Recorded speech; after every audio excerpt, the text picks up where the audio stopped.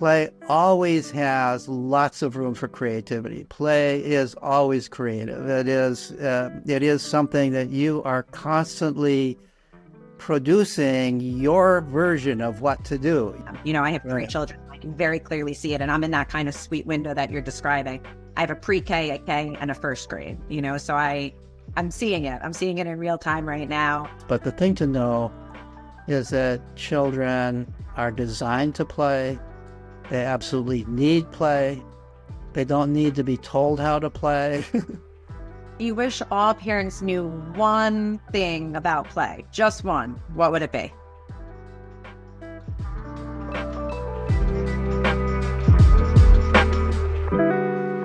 Hi, everyone, and welcome back to Sensory Play Reimagined, a podcast exploring how sensory play can help unlock your child's development and well-being potential. I'm Rachel Rothman, a toy expert and mom of 3. Today, we are pleased to have Dr. Peter Gray on the podcast with us.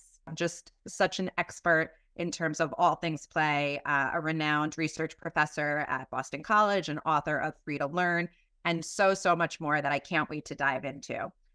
So just to kick it off, Dr. Gray, maybe you can just give a quick spiel on who you are, what does it mean to be a researcher of play, and what you're doing currently professionally. Okay, well, I'm a research professor of psychology and neuroscience at Boston College. I'm no longer teaching there. I resigned from my typical full professorship quite some years ago, and accepted a title of research professor. But I have long been studying children's play in various ways. I got interested in it many years ago when my son was rebelling in school, and so we transferred him to a radically alternative school. And I got interested for partly out of my concern as a parent, how the graduates of this school did. So I did a study of the graduates. This is a school where children and teens, it goes from kids that are there from age 4 on through the late teenage years, are playing, exploring, following their own interests all day long. And it's very different from what we usually think of as school. But it was the only school my son was willing to go to. And so but I was certainly open to it, but I had some concerns. And so I did a study of the graduates of the school. This was a long time ago. And they were doing very well in the world, remarkably well in the world.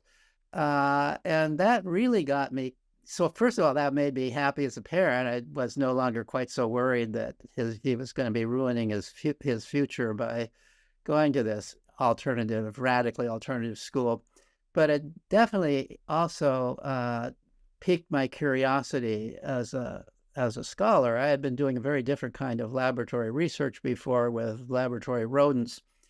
But I began after that study to study play. What is it? These children are obviously becoming well educated, and nobody's educating them. They're just playing, they're exploring, they're talking, they're following their own interests, they're doing a lot of interesting things, but they're kind of doing just what you would expect kids would do when they're free to do what they want to do. It doesn't look like they're doing school in any particular way. And yet they're going on well educated by any reasonable definition of education. They're happy in their life. They seem to be living a very moral life.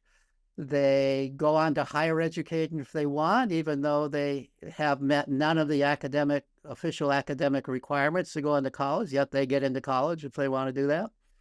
And they're in good careers that they're happy with. So by any reasonable definition, they are well educated. And so then the question was, how did they become well educated? And of course, that led me to do research where I was paying much more attention to what children are really doing when they're playing and when they're exploring and when they're left more to their own devices than we normally allow them to do. And once you start paying attention to that, it's just remarkable. It's absolutely remarkable. So I got drawn into a study to research on play and have pursued that in a variety of ways ever since. I have to pause you to just say, we are doing this podcast selfishly for me to speak to experts like you to better my own personal family as well. So, in our pursuits of what we are doing professionally to marry that for the benefit of our children, we are very aligned. And I similarly found with my own children, play being so instrumental to all of their development. I'm currently sitting inside my kids' playroom, and the entire reason we moved to where we are is because there was a large finished basement that my children could just do completely open play in. So we are very much aligned in following pursuits for the benefit of our children, and hopefully through this also helping so many others. So just a testament to all that you've done. Your child may have been your impetus for doing it, but you have impacted so many lives through your work and through your research. So a thank you for all of that.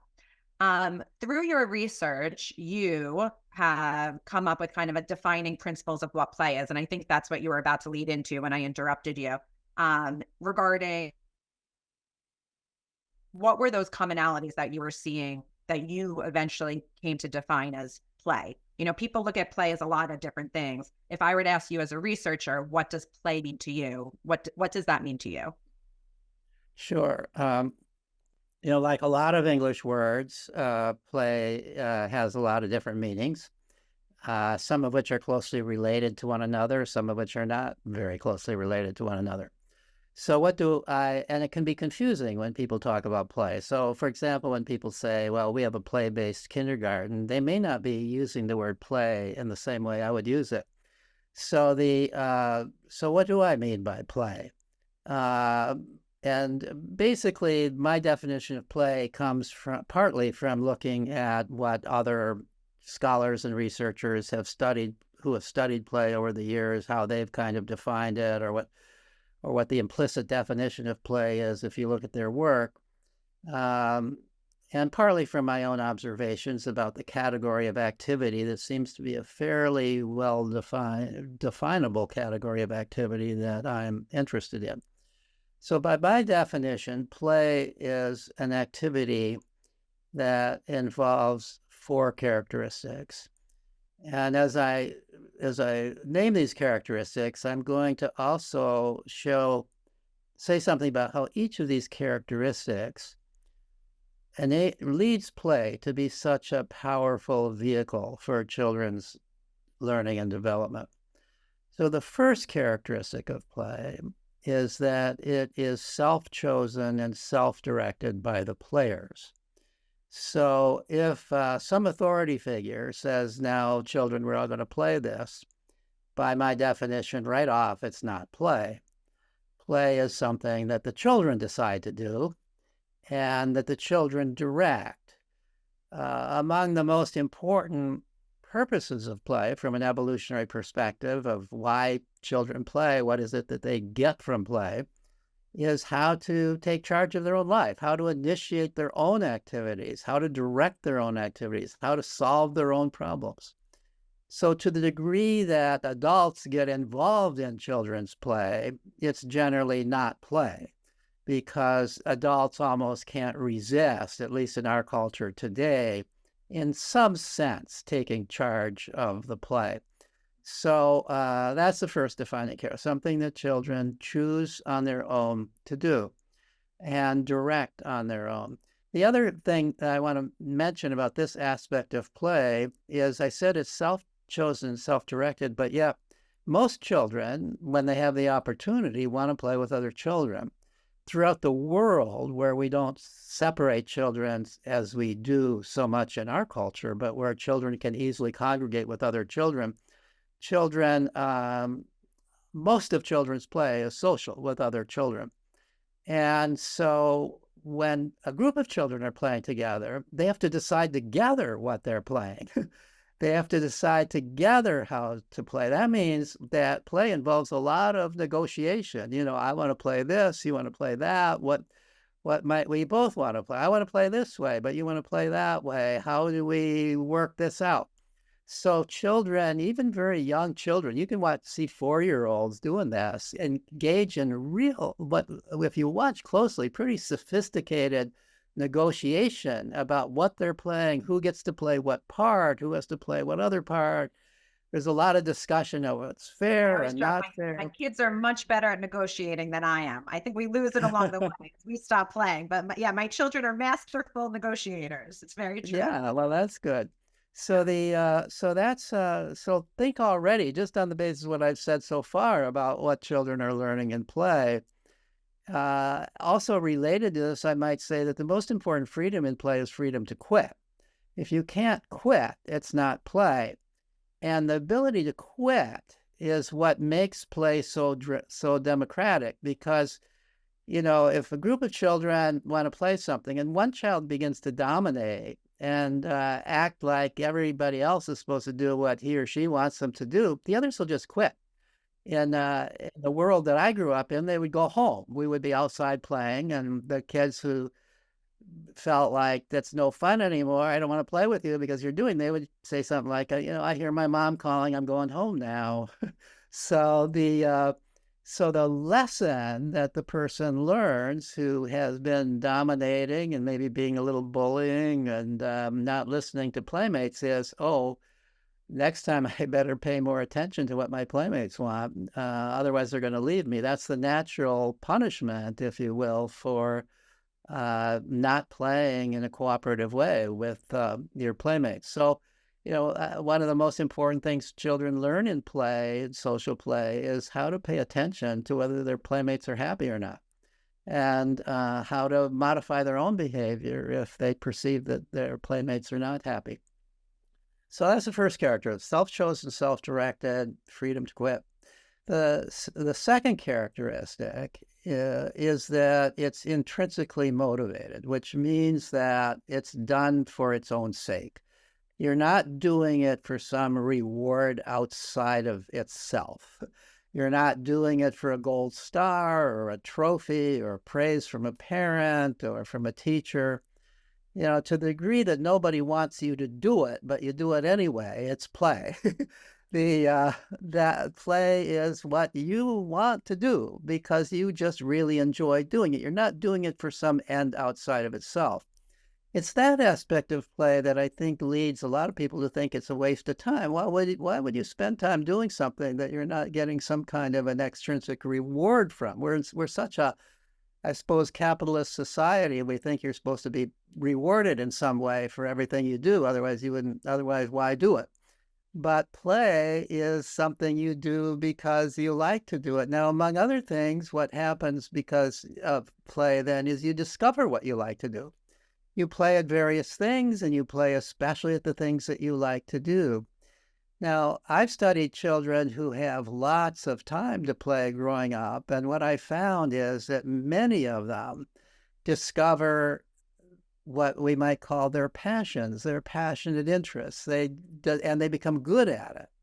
And then they go on to do that as a career later on in their life. And so I was just gonna say, do you think it follows that order, like for the most part, that they're enjoying it and then they get good at it, or do you think they're good at it and then oh they no, they're or enjoying it and then they get good at it. They okay. get good at it because So they do it for so intensely for such a long time. develop the mastery. And they begin doing it when they're too young, really, to be good at it, generally speaking. I mean, let me just give you an example of that. So in my initial study of the graduates of Sudbury Valley School, about half of them I could tell a story about a direct relationship between what they played at as a child and their career. So here's just one example of a at the time of my study, a young woman who was captain of a cruise ship. Now, she began playing with boats as a little girl on the pond at the school, was fascinated by boats, read about boats, and developed a dream of becoming a ship captain. By the time she was a teenager, she was taking leave from the school, time off from the school to apprentice herself to a ship captain on Cape Cod.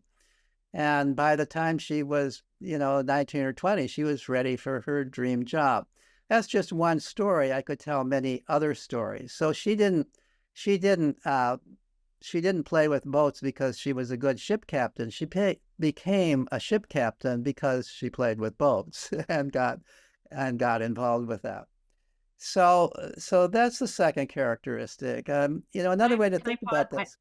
I didn't want to, before you go on to the third, I did want to ask a question. Is there anything as parents we can do to help reinforce the intrinsic motivation? Like, I'm mindful of not saying to my kids all the time, like, I'm so proud of you. Of course, I say it. I'm a parent. It comes out, but it's more the you should be so proud. Is that helpful?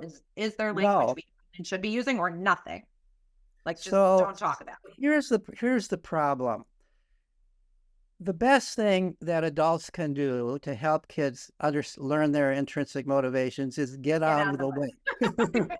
Get out of the way. But I say that recognizing it's not so easy to do that in our culture today. The kids I'm talking about were going to this special school where the staff stayed out of their way and their parents were not there. So they had lots of time to do this. I've also studied uh, unschooling families. So these are homeschoolers where the parents don't give the kids a curriculum and they give the kids lots of time to play and explore, and they help connect their kids with other kids. So they have other kids to play and explore, but the parents don't see it as their job to direct their children's development. They see it as their job to provide a healthy environment in which the children direct their own environment. Now, that's the environment. Historically, that's the environment that children always grew up in, except for relatively modern times. And but it's difficult today to provide that kind of environment because kids are in schools where they're never left alone. They're always told what to do. They're micromanaged. They're given all kinds of boring tasks to do, and they're judged constantly by it. They're continuously rewarded and punished for their behavior. They consider learning to be something you do for reward, which of course makes it the opposite from play. So the school environment is a terrible environment for this to occur.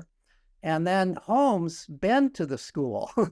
So homes become like the school. Parents are encouraged to monitor their kids' homework, to even start teaching them at home. And so kids can't escape from school.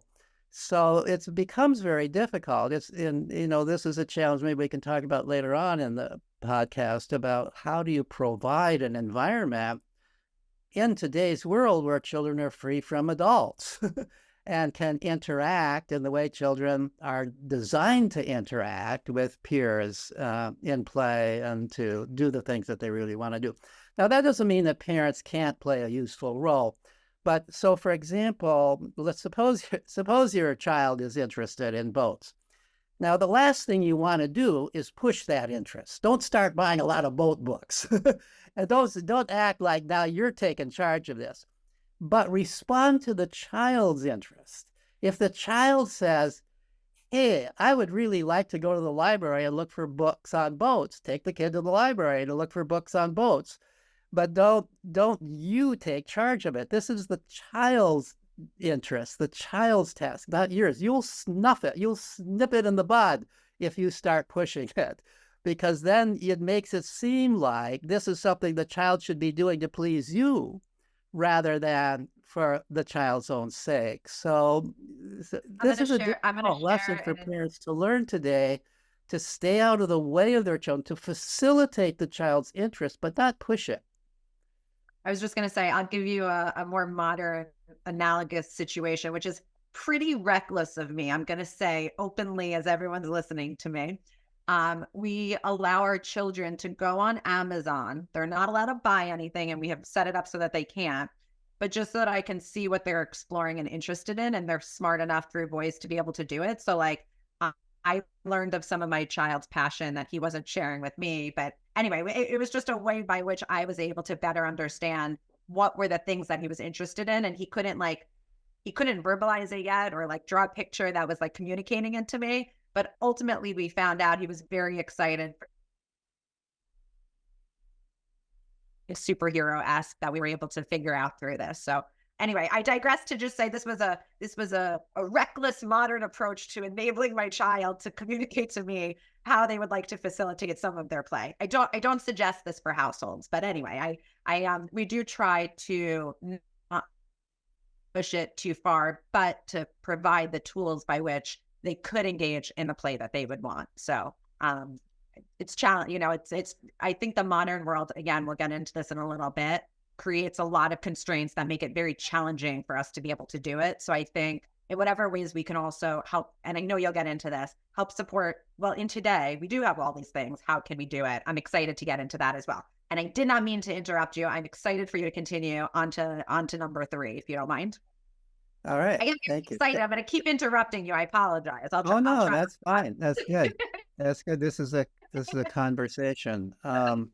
So the third characteristic of play is that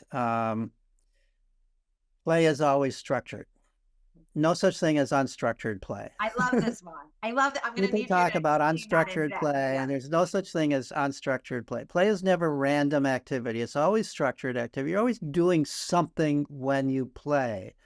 And that something implies structure. You're making a sandcastle. This is a structured thing. You're not just randomly throwing sand around. you're having a play fight. You're Right. engaging in an activity that's similar in some ways to a fight, but has definite rules that prevent you from hurting one another. So play is always structured, and it's structured by the players themselves. It's how children learn how to structure their activities. Sometimes I say this as play always has rules, but by rules, I really mean guidelines. Sometimes some play has very clear rules, but in some play, it's sort of more guidelines. These are the things that you have to stay within the boundaries of this. Otherwise, it's no longer play. And so play is how children learn to structure their own activities. It's how they learn to control their impulses. So when children are playing together, especially, they have to control their impulses. They have to do what they're supposed to do in the play. So imagine a group of little children playing a typical little children fantasy game, maybe that they're superheroes. And so one little girl is Wonder Woman.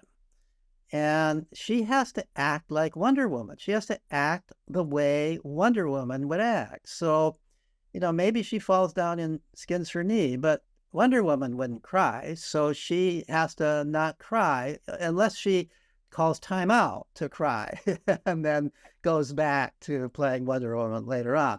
Or if you're the pet dog, you have to walk around on all fours and you're not allowed to talk and you have to just go arf, arf, arf all the time. So there are all kinds of these rules, and so children have to, when they agree to play, they agree to follow the rules of the play. And this is how children learn how to control their impulses. This is how they learn how to follow rules. It's, I think, one of the reasons that there is such high rate of diagnosis of ADHD today is because children don't have enough opportunity to play, and they're not therefore learning how to control their impulses in the natural way that children do. I say that's one reason. The main reason is that we're just diagnosing normal child behavior as abnormal. But I do think that there may well be an actual increase in impulsivity because of the fact that children are not playing enough to learn how to control their impulses. Well, I also think coupled with then they're set in that structured school setting, which is not a natural setting for them to be in for the extended period with all those other demands being placed too. The combination of those two things for a child who may, already have certain things going on as well. Like it's very challenging for a child who has those and has not been supported through play to be under such constraint for so long as well. Right.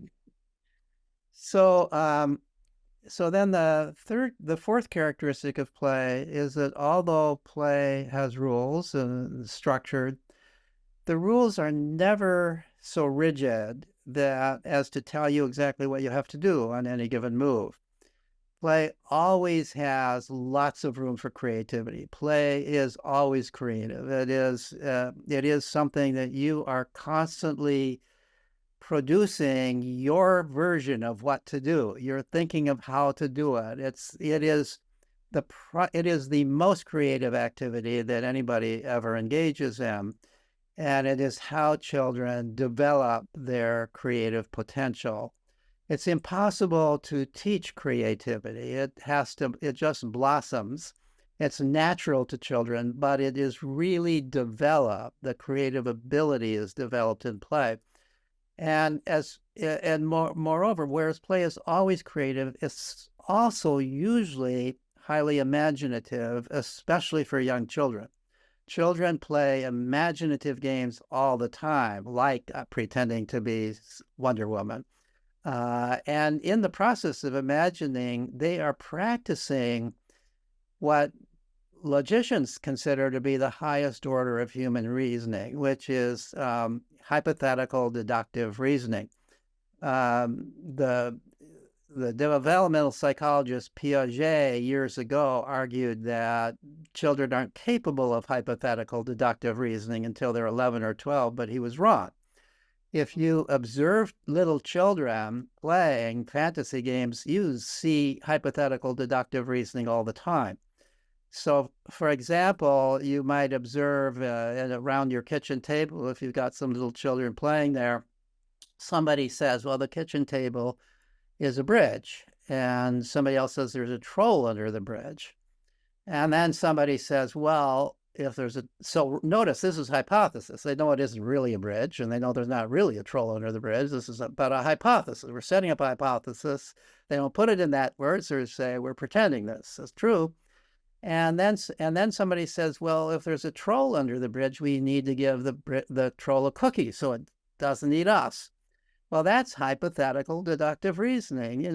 Hypothetical, there's a troll under the bridge here. Deduction, we have to do something to keep it from eating us. Let's give it a cookie. So what I'm trying to make the point of is that children are practicing these really profound abilities in play. They're practicing how to negotiate, how to keep their friends happy. They're also becoming highly skilled at the activities that they're interested and passionate about, and they are practicing higher thought processes in their play.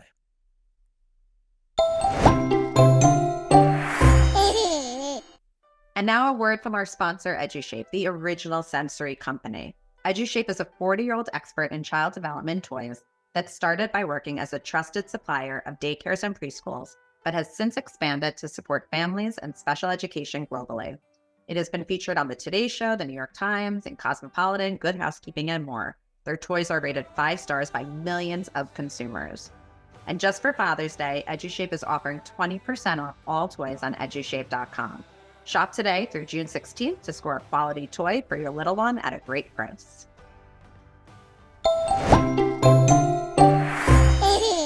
So today we obviously have so many different constraints. Like we live in a very different society than 20 years ago, 40 years ago, 60 years ago. We're battling a lot, to get the kids out and for playing. Can we talk a little bit about some of what those constraints are today and how we could potentially help either undo them, how we can help mitigate them, how we can help insert, how can we help enable more play given overscheduling? Yes, technology in some ways can be good, but in many ways is, a lot. What are some of the, I think we're aware that it is negatively impacting our culture. I'm happy to either talk about some of the ways in which you have researched that we know that these are truly negative for them. And then also kind of touch upon some of the ways that either we can undo, help support, mitigate, et cetera, those more modern demands that are being placed on kids. So, Big question. Sorry, but I know you have a lot of research on this and a lot of expertise and a lot of intelligence that I you're want to right impart on that everyone. I have done a lot of research on this and a lot of writing on it. So the first thing I want to point out, a lot of people these days want to blame the problem of stress and lack of outdoor play on social media, on cell phones, on digital technology. I want to point out that this occurred long before we had digital technology. This problem developed long before that. That between about 2000, about 1950 and 1990 was a 40-year period in which we were gradually removing children's freedom away from them in many ways. There's no comparison between the freedom I had as a kid in the 1950s and the lack of freedom the kids already had by the 1990s. Freedom was taken away for a variety of reasons. One is the school year increased by about 5 weeks over that time. Recess was gradually removed. When I was in elementary school, we had 2 hours outdoors playing in a 6-hour school day. Half hour in the middle of the morning, half hour in the middle of the afternoon, full hour at lunch.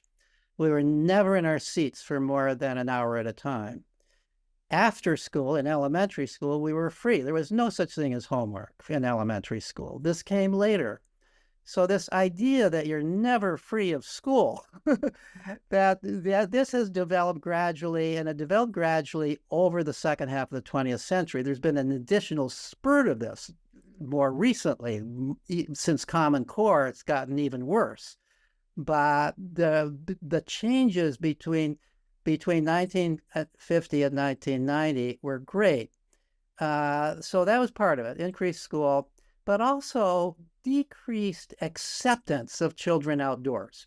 You used to just expect children everywhere. Of course, they're a pain in some ways. They're noisy. They trample on your grass. They're not always nice. People became less and less tolerant over time of children. And so it almost became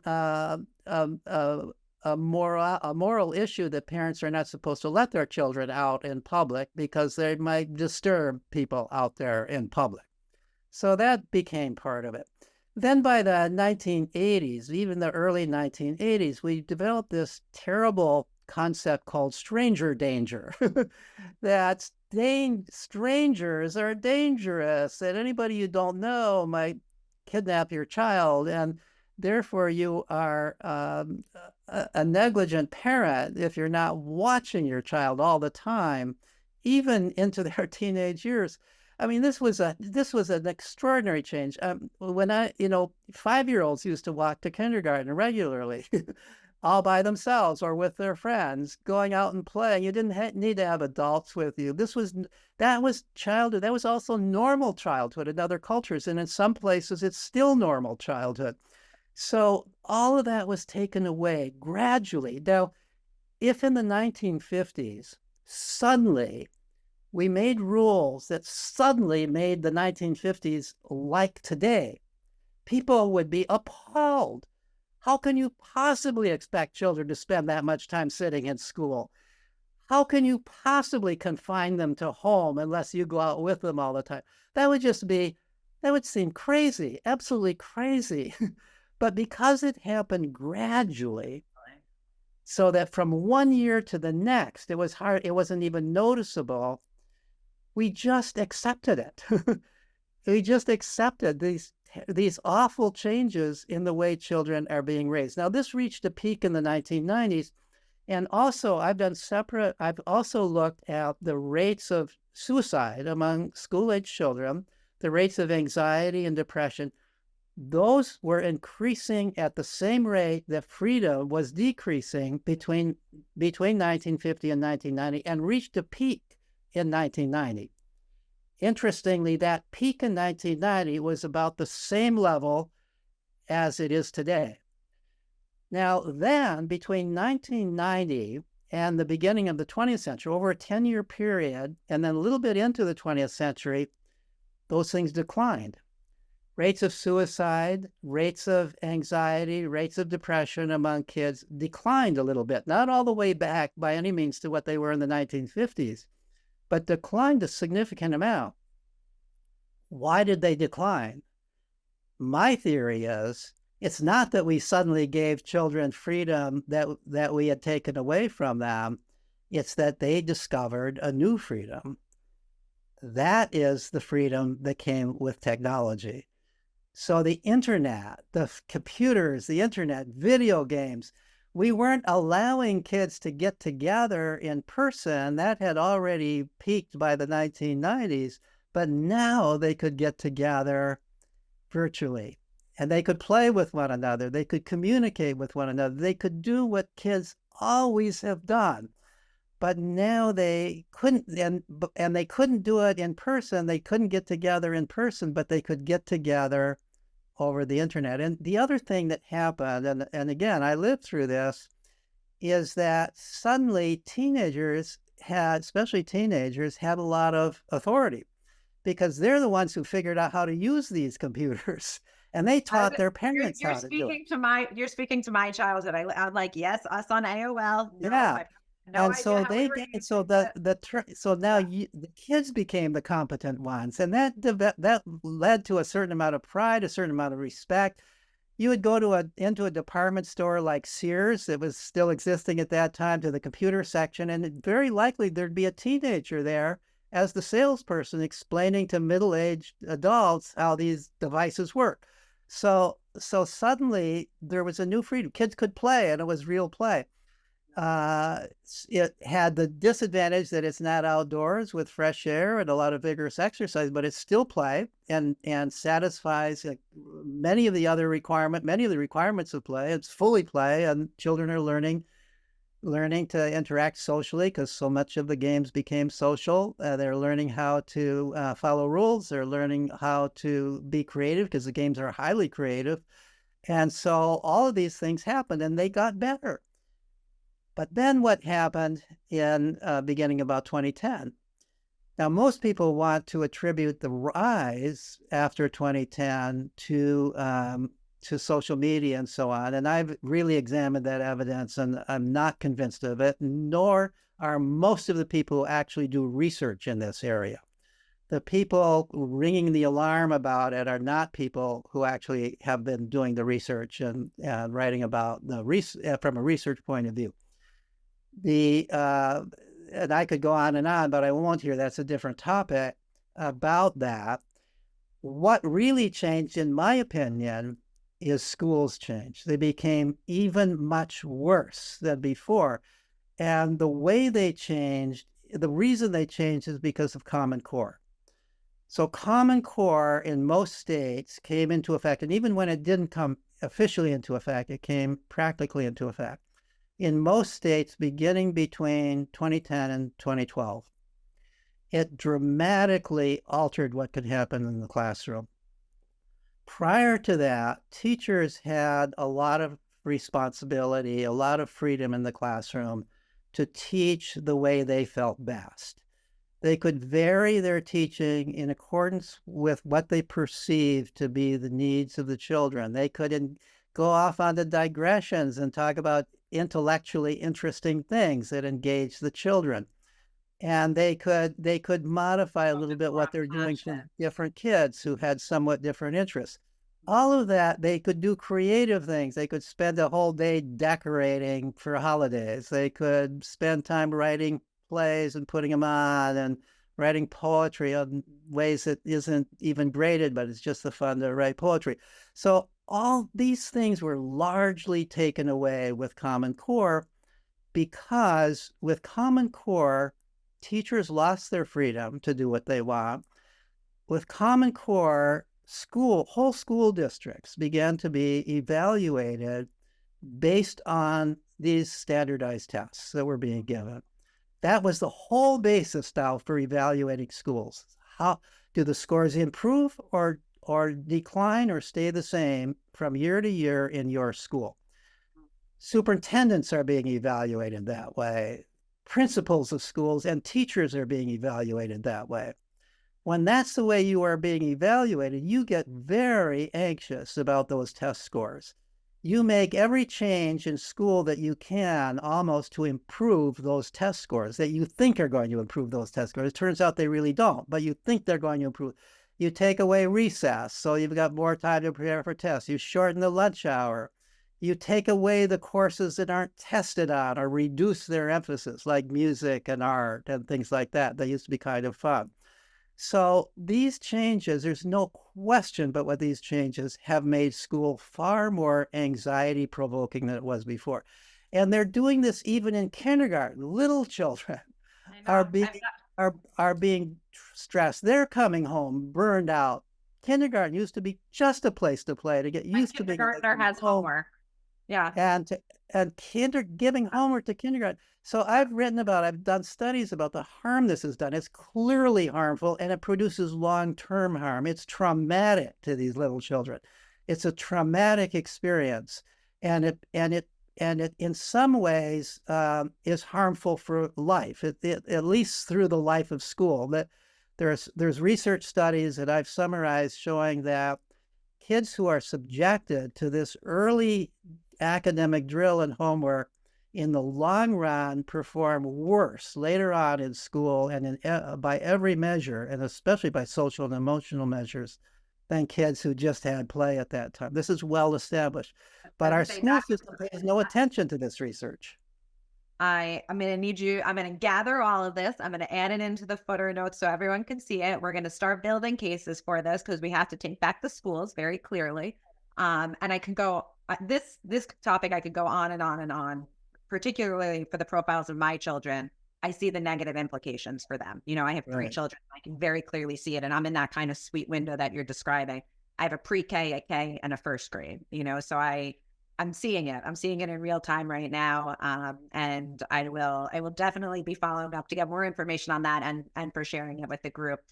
Just being mindful of time, I do want to kind of touch on maybe some practical tips that we can give to parents for how can they help set up a more ideal play environment. So you talked about a lot of the ways in which this is defining what play is.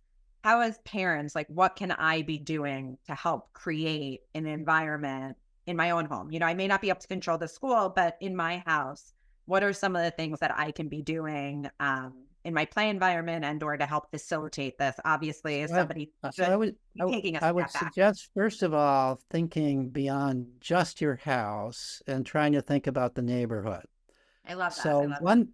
So one thing that parents can do, and there are some places, some neighborhoods where parents have done it, is to deliberately get to know the other parents who have kids in your neighborhood and get to know them, get together, talk to them about the importance of play, talk to them about, maybe their own memories of play as a child and the value of play, and maybe show them some of the research. I mean, just have a little discussion with them, figure out some tactful way of doing this over coffee at your house or something. I started a And play podcast to promote it for my community and for my friends. that's right. I'm known as the Playhouse. I'm known as the Playhouse. And then talk about how difficult it is to find kind of a normal play opportunity. It used to be the kids just went outdoors, or in the world I grew up in, moms everywhere shooed their kids. They didn't want the kids in the house. Get out of the house. It was for a lot of reasons. Houses were smaller, families were bigger. You needed to get the kids out of your hair, so you'd send them outdoors, and all other moms are sending their kids outdoors, and so there's a lot of kids outdoors, and they're playing with one another. There were also, back in the 50s, to be honest, many more kids, so that's a thing that played a role also. But if you can get the parents to think about this and say, so how could we kind of replicate this in a safe enough way in our own neighborhood? And so what if we, at certain hours, maybe every Saturday afternoon and certain weekdays after school, we acted like old-fashioned parents and we just all sent our kids outdoors. You have to get out of the house. It's a requirement. I'm shooing you out. And other parents are doing the same thing. So there's a bunch of kids outdoors. If they're somewhat older kids with cell phones, leave the cell phone inside.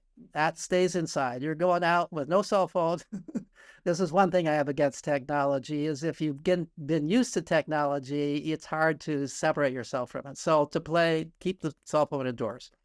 So and if some parents are worried about it, have at least have one adult out there, could be a parent. My preference generally is that it would be a grandparent because grandparents are less likely to intervene than parents are in my experience, although that's not necessarily I always was gonna, true. I was gonna say And generations. I actually think we have some nervous grandparents now. So yeah. remind the grandparents it's okay. It's okay. So who's out there just for safety, who's not out there to tell the kids how to play or solve little problems or anything like that, just there for safety, not there to be tattled on, tattled to about other kids. That's just your only role is to be like a lifeguard on the ocean beach. If there's a real emergency, step in. But Yeah. otherwise, it's for the kids to solve the problem. That's the whole purpose of play. Now, there are a few neighborhoods that have actually done this and quite successfully. So it can be done, but it takes initiative to do it. There are some other things that can be done, simpler things like when you go on a family vacation, don't think of it just as family time. Think of it as a time for some change in everybody's life. And part of that change is for the kids to have an opportunity to play with kids and be away from their parents.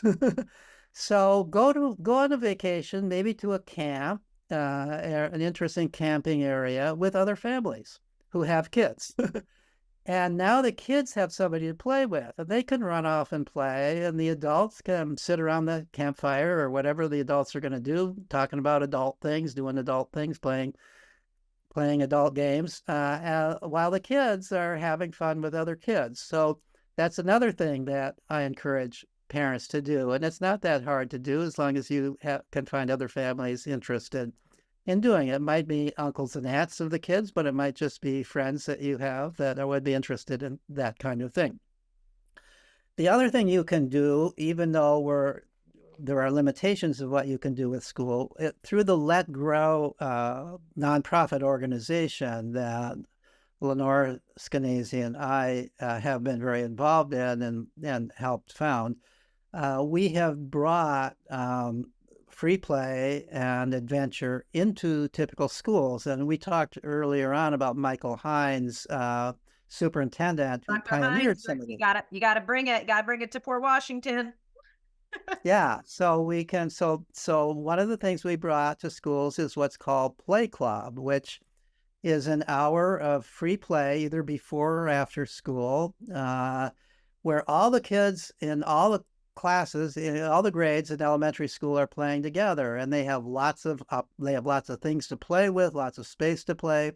Ideally, they have the outdoor playground, the gymnasium, the hallways between the gym and the outdoor playground, sometimes the art room, sometimes other rooms that have games and puzzles and so on in them. So there's a lot of different ways to play. And then the whole range of ages of people to play with, lots of playmates. And when in Play Club, we instruct the teachers who monitor it, because it usually is teachers monitoring it, that while you're watching Play Club, you're not a teacher. You're not there to tell the kids how to play. You're not there to solve little problems. You're definitely not there to be tattled to by other kids, by kids. You are there like a lifeguard on an ocean beach. You're there for an emergency. And even then, if you think it's an emergency, but it's not an immediate emergency, count to 10 before you intervene. And chances are the kids will have solved the problem themselves. So the whole purpose of play is for kids to solve their problems. Now, at first I thought teachers wouldn't be able to follow this because they're so oriented towards helping and teaching, but it turns out they can, and they've been amazed that they don't have to intervene. Very rarely do they have to intervene. The kids are incredible at solving their own problems when they understand that it's their job to do it and nobody is going to intervene. So this has been very successful when it's been done. A growing number of schools are doing it. Some libraries are beginning to do something like this at the library. And so another thing that parents could do is get on the library board and the Friends of the Library, and try to talk the library into sponsoring play at the library every once in a while, free play at the library. I know one school in Texas that that every Saturday afternoon they open up the library for play. They put up a big sign that says "Joyful Noise Welcome." They have a quiet room in the back of the library for people who want to use it for traditional library purposes, but they have sometimes 100 kids there playing and exploring, not only in the library, but also at the library grounds. They have lots of ways of play, and they do this sometimes after school as well. This has been very successful, has brought people to the library who otherwise would never be going to the library, and it meets the need in the community. So that's another thing, another way of working in the community to try to bring places where kids can congregate and play that are regarded as safe enough by parents because there's one or more adults there for safety, but is still free play because the adults there are deliberately not intervening. I was gonna say, I feel like I have my marching orders. So one, I'm recruiting the grandparents. All the grandparents are now on call. They're gonna rotate. I'm getting Dr. Hines on board. We're gonna be facilitating this. I open up my house, my backyard, my playroom. My husband's gonna. He's like, all of a sudden, we're gonna just have. This has actually happened on several occasions where there'll be like 50 kids in my house. So like, I'm a big proponent of this, and we're kind of the open door policy in our house. Kids are welcome in, they go outside, etc. Right. I'm just going to have to increase the scaling of this. So I hope my husband's not listening to this and that he will be supportive when it starts to happen. So I think that those are, again, really helpful for one. Yes, we can be speaking about this, lobbying for this, et cetera, in the libraries, asking our teachers, asking our superintendents, and also just being mindful that within the community, we can just do it with a few of our friends and start there. And, the idea of having different ages and all the benefits of that, I think is just, it's a helpful reminder of play, the importance of play, the benefit of play. Let's let them do it. It's their job. It's not our job. It's their job. They should be doing it. I had to learn the count to 10 rule for myself, and it is like my kids solve it. They solve it on their own, and they're different ages, so different levels of, capability and whatnot. But they navigate it. If I sometimes I'll even go to a 15 count. This morning I got to 15 and it was solved by 14. So, sometimes you can extend it a little bit. But I think that again, all of those opportunities that we're creating to allow them to do problem solving, to do imaginative play, to do all these things, we could be observers and that's okay. But enabling them to do all of that. And I think like, again, in my space, we try to create an area that we have a large open place so that they can be doing some more physical things. We have a lot of what would be considered open-ended play materials that they get to give meaning to those toys. It's not already pre-prescribed. This is how you have to use it. Of course, they can always override that, but just giving them these kind of open-ended tools to do it. So I think that that's all incredibly valuable and important. And yes, I will be following up with you to get all of the information so that we can add it in and share it with everyone who's listening. And I feel like I have about 500 different podcasts I want to have with you now on each of these different topics. But just being mindful of your time, I'm going to go into kind of a quick rapid fire round, asking you a handful of questions. And then I'll give you an opportunity if there's anything else, resource or insight wise, you want to have. But I'm going to politely demand that you come back on again in a little bit so we can continue the conversation. So first up, what was your favorite play activity as a child? So it depended so much on where I lived. We moved a lot and what age I was. So in one town, for example, I was really into fishing. I was fishing, but when I was 10, 11 years old, I was fishing, sometimes skipping school to go fishing, to be honest. My friends were The into benefits of that. It's okay. sometimes there was a town that I lived in before that where this was in Sun Prairie, Wisconsin, where baseball was the big thing. Pick up baseball. This was when I was 8, 9, into 10. We played endless amounts of baseball in a vacant lot. making up our own games, kids of various ages. I would have been one of the younger kids, but I was convinced I was going to be a Major League Baseball player then.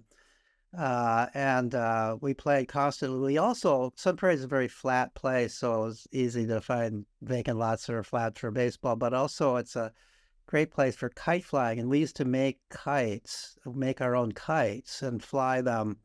And it was almost like a game to see who could get their kites to fly the highest and the longest.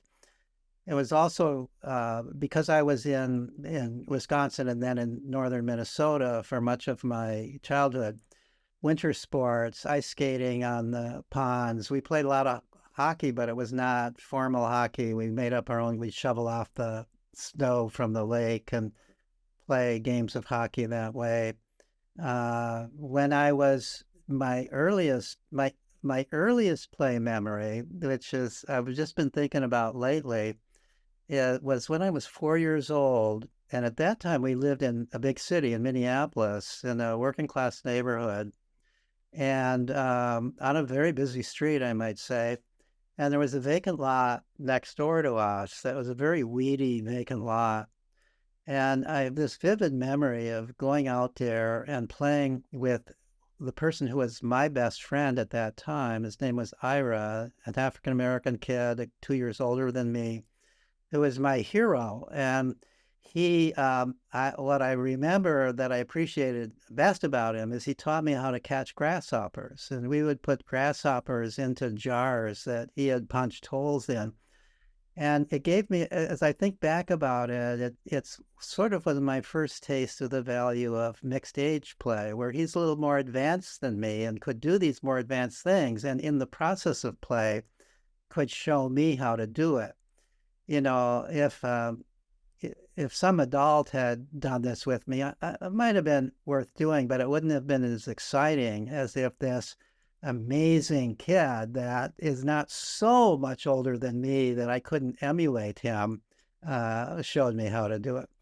So those are some of the examples. There's no single case. I often have thought I'm kind of lucky that we moved around a lot because in every neighborhood I lived, kids played at different things. And of course, you want to play with other kids. And so you learn to enjoy what they're playing at. And so I had the experience of being able to play a lot of different things as I grew up. And I think that it led me to be maybe more well-rounded in my interests and abilities than would otherwise have occurred. Oh, wonderful.